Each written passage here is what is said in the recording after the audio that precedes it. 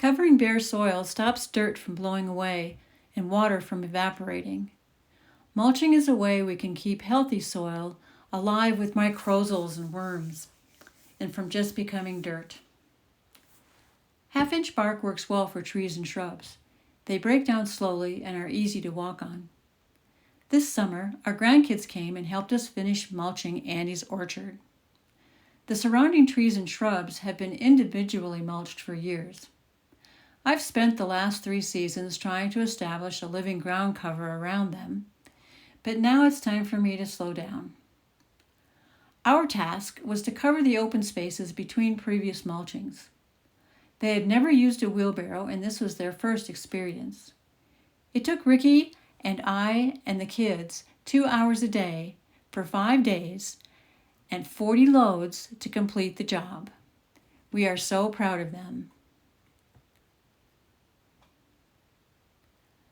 Pecan mulch breaks down quickly and makes soil black and rich.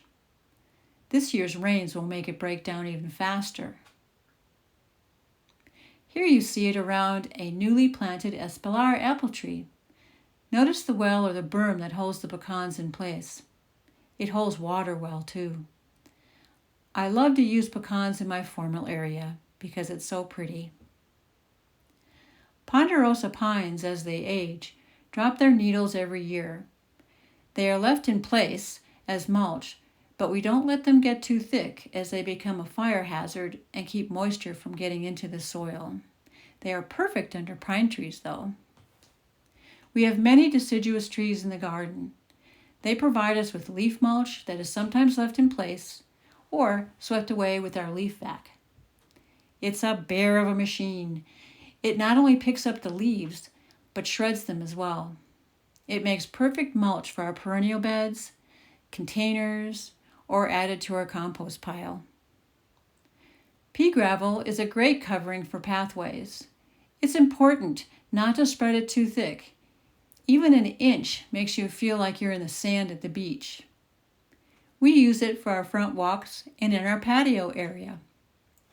I have found that annual poppy seed and viola seed germinates perfectly underneath it. Crusher fines have several uses. We use crusher fines in our native and xeric areas. Adding a few different sizes of rocks makes it look interesting as well. In our sales area, it makes a wonderful flat surface that allows our customers to safely pull their wagons. I like it because weeds growing through it are instantly visible, making it easier to hoe them away. Covering soil with grasses and ground covers conserves water in all garden areas. Grama grass is the only grass on this side of the mountain that will live without extra water. Here I've used Virginia creeper as a ground cover. It turns a beautiful red in fall. Woolly Veronica creates a lovely blue carpet in spring. Using xeric and low water ground covers provides pollen and nectar for all pollinators. The best time to apply vegetable mulch is when transplants and seedlings have rooted into the soil, when the stems are about 5 or 6 inches high.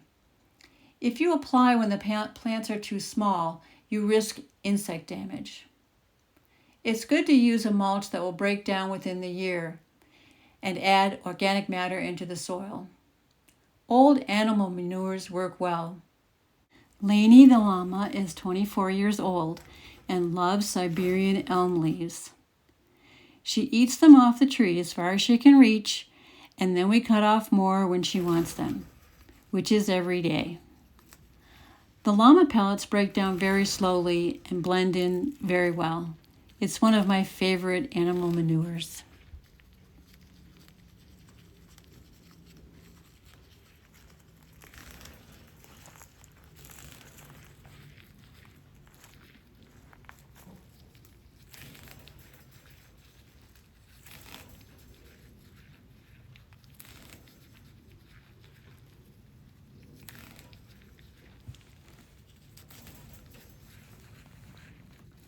The chickens are buff Orpingtons, and they are going into their second winter, and they lay medium-sized brown eggs.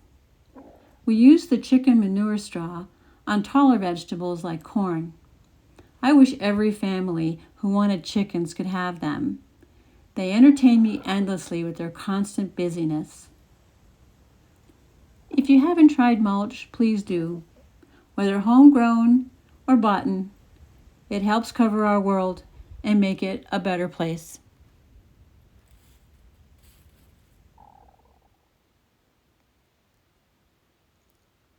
The end.